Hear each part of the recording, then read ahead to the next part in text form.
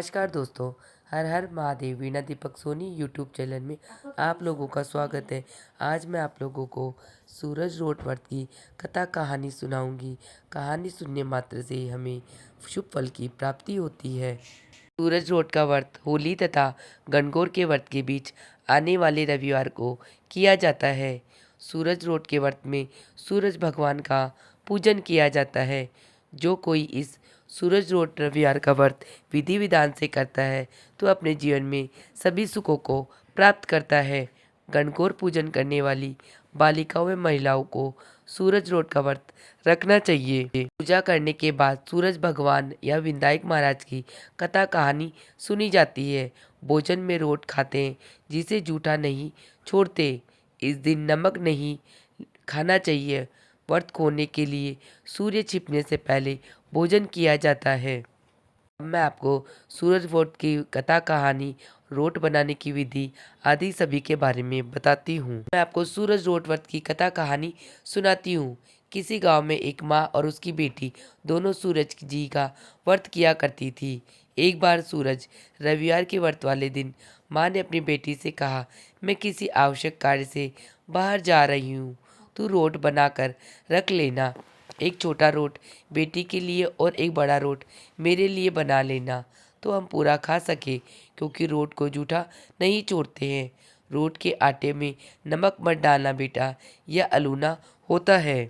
ऐसा कहकर माँ चली गई और बेटी रोट बनाने लगी। तभी सूरज भगवान एक साधु बाबा का वेश बनाकर वहां आई और भिक्षा मांगने लगे। लड़की ने कहा, मेरी माँ का रोट तो बन गया है, पर मेरा रोट बनया उसमें से आपको दे दूंगी। आप थोड़ी देर बाबा जी रुको। बाबा ने कहा, जो रोट बन चुका है उसी में से अभी मुझे दे दो, नहीं तो मैं जा रहा हूँ। लड़की ने माँ के रोट में से एक टुकड़ा तोड़कर दे दिया। जब माँ वापस आई तो वह बहुत नाराज हुई और बोली, लड़की, मेरी रोटी का टुकड़ा दे दिया, मेरी रोटी मुझे साबुत दे। वह लड़की को मारने लगी। बेटी मार से बचने के लिए वहां से डरकर जंगल में भाग गई और बड़ के पेड़ पर चढ़कर बैठ गई। सूरज भगवान ने सोचा, बेचारी लड़की को मेरे कारण घर से निकलना पड़ा, इसीलिए इसकी रक्षा मुझे ही करनी पड़ेगी। सूरज भगवान रोज उसके लिए चूरमे का एक लड्डू और एक लोटा पानी भेज देते थे। लड़की मजे से खाकर वहाँ ही बैठी रहती थी। एक दिन एक राजा शिकार करते हुए उधर से निकला। थकान मिटाने के लिए उसी पेड़ के नीचे आराम करने लगा। राजा ने अपने सेवक से कहा, प्यास से जान निकली जा रही है, चूल्हे पर पानी पानी मिल जाता तो प्राण बच जाते। पेड़ पर बैठी लड़की ने यह सुना तो उसने चुल्लू भर पानी डाल दिया। राजा ने पानी पी लिया। राजा ने कहा, अरे सेवक, आधी जान तो बच गई, थोड़ा पानी और मिल जाए तो आधी जान और बच जाएगी। यह सुनकर लड़की ने फिर एक चुल्लू पानी भर डाल दिया। राजा ने फिर पी लिया। राजा को आश्चर्य हुआ। उसने सेवक से कहा, ऊपर अवश्य कोई है, तू ऊपर चढ़ और देख कौन है। सेवक ऊपर चढ़ा तो उसे लड़की मिली। लड़की ने सेवक से कहा, भैया तुमसे ये स्वादिष्ट लड्डू खा लो और पानी पी लो, पर राजा को मेरे बारे में मत बताना। कह देना कि ऊपर कोई नहीं है, पता नहीं राजा मेरे साथ कैसा व्यवहार करेंगे। सेवक भूख प्यास से परेशान था। उसने लड्डू खाया, पानी पिया और नीचे जाकर राजा से कह दिया कि ऊपर कोई नहीं है। राजा ने सेवक से कहा, तू ऊपर गया तब तो तू थका हुआ था और आया तू तरोताजा दिख रहा है। नहाया और खाया हुआ मनुष्य छिपता नहीं है। मुझे संशय हो रहा है, मैं खुद ऊपर जाकर देख के आता हूँ। राजा पेड़ पर चढ़ा वहाँ सुंदर सी कन्या को पाया। राजा ने कहा, डरो नहीं, तुम बहुत सुंदर हो, मेरे साथ चलो, मैं तुमसे विवाह करना चाहता हूँ। लड़की राजा के साथ चली गई। राजा ने उसके साथ विवाह कर लिया। साल भर में उसने एक सुंदर बालक को जन्म दिया। उसकी अन्य रानियां, उसकी देवरानी जेठानी आदि उसके पुत्र की सुंदरता से जलने लगी थी। सूर्य भगवान का व्रत आया। लड़की रानी ने व्रत के लिए रोट बनाया। दूसरी रानियों ने राजा से कहा, तुम्हारी नई रानी को रोट बनाना नहीं आता, उसका बनाया हुआ रोट खाओगे तो आपका पेट दुखेगा, रानी खाएगी तो कुंवर का पेट दुखेगा। रानी ने यह बात सुन ली और उसने रोट को थाली के नीचे छुपा दिया और सूर्य भगवान से सहायता के लिए प्रार्थना करने लगी। राजा ने जब पूछा कि थाली के नीचे क्या है, तो उसने कहा, मेरे गरीब पीहर से आया हुआ उपहार है। राजा ने थाली उठाई तो देखा कि उसके नीचे सोने का चक्र था। राजा ने कहा, वाह, गरीब पीहर वालों का ऐसा उपहार। नई रानी चुप रही। एक दिन रानी खिड़की में खड़ी थी, तभी उसे उसकी माँ दिखाई दी, जो दरिद्र अवस्था में छालने बेच रही थी। उसने सोचा, माँ को यहाँ बुला ले तो यह आराम से रह लेगी। इतने नौकर चाकरों में वह भी कुछ काम कर लेगी और किसी को पता भी नहीं चलेगा।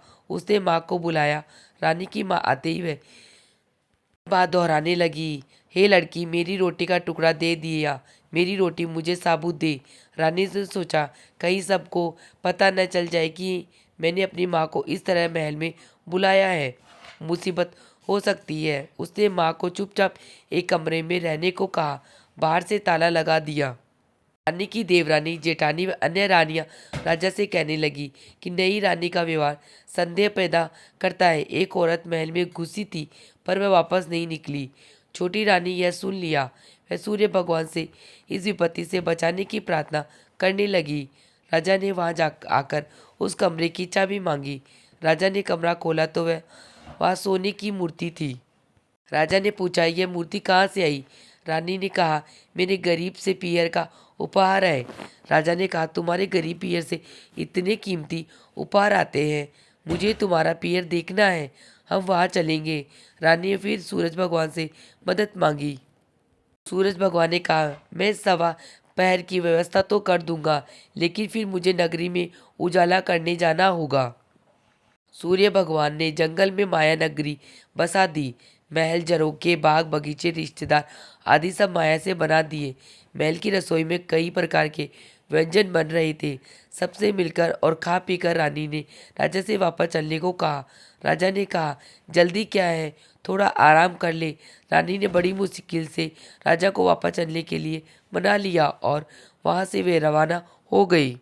थोड़ी दूर जाने के बाद राजा को ध्यान आया कि उनकी कटार वहीं पर रह गई है। राजा ने सेवक को कटार लाने के लिए भेज दिया। सेवक वहां गया तो देखा कि वह जंगल के सिवा कुछ भी नहीं था।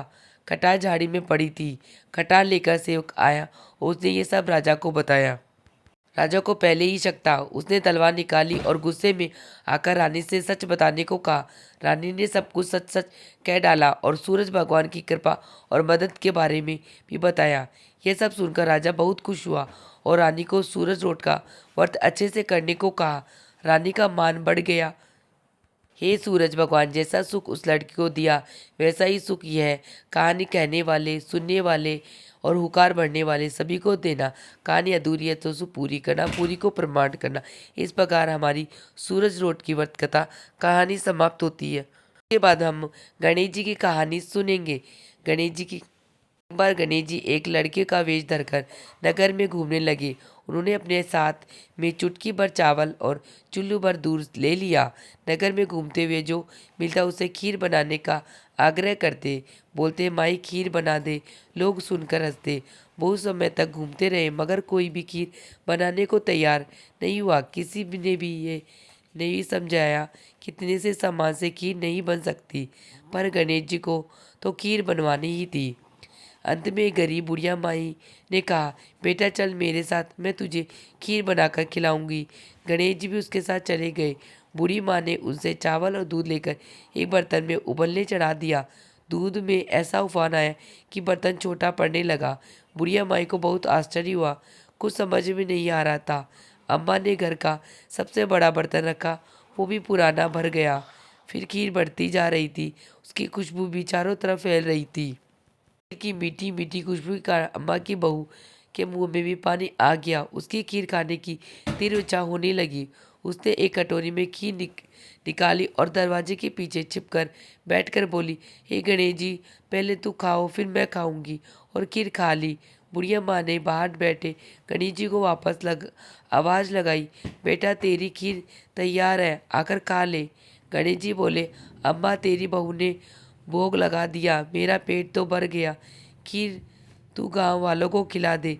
बूढ़ी माँ ने गांव वालों को निमंत्रण दिया। सब हंस रहे थे। अम्मा के पास तो खुद के खाने के लिए तो कुछ ही नहीं, पता नहीं गाँव को कैसे खिलाएगी। पर फिर सब आए, बूढ़ी माँ ने सबको पेट भरकर खीर खिलाई। ऐसी स्वादिष्ट खीर उन्होंने आज तक नहीं खाई। सभी ने तृप्त होकर खीर खाई, लेकिन फिर भी खीर खत्म नहीं हुई, भंडारा भरा ही रहा। गणेश जी महाराज, जैसे खीर का भगोना भरा है, वैसे ही हमारे घर का भंडारा भी सदा भरा रहे। कहानी कहने वाले, सुनने वाले, हुकार करने वाले सभी पर अपनी कृपा करना। इस प्रकार हमारी गणेश जी की कहानी भी समाप्त होती है। का जो भी व्यक्ति निष्ठा, श्रद्धा, भक्ति के साथ सूरज लौट कर व्रत करता है और कहानी कहता है, सुनता है, उसकी सभी मनोकामनाएं पूर्ण हो जाती है। सूरज लौट के व्रत के दिन हम 8 तार के 8 गांठ का कच्चे सूत का डोरा बना के फिर ये कथा कहानी सुनते हैं और हमारी सभी मनोकामनाएं पूर्ण हो जाती। इसी के साथ मेरी कहानी समाप्त हुई। आज सबको मेरी कहानी जानकर ये कैसी लगी, मुझे कमेंट बॉक्स में जय श्री गणेश, हर हर महादेव लिख के ज़रूर बताना। वीडियो पसंद आए तो वीडियो को लाइक करना और चैनल को सब्सक्राइब करना तो बिल्कुल मत भूलना, जिससे आने वाली वीडियो का नोटिफिकेशन आप लोगों को प्राप्त हो सके। वीडियो देखने के लिए आप सभी का धन्यवाद। हर हर महादेव। मिलते हैं नेक्स्ट वीडियो में।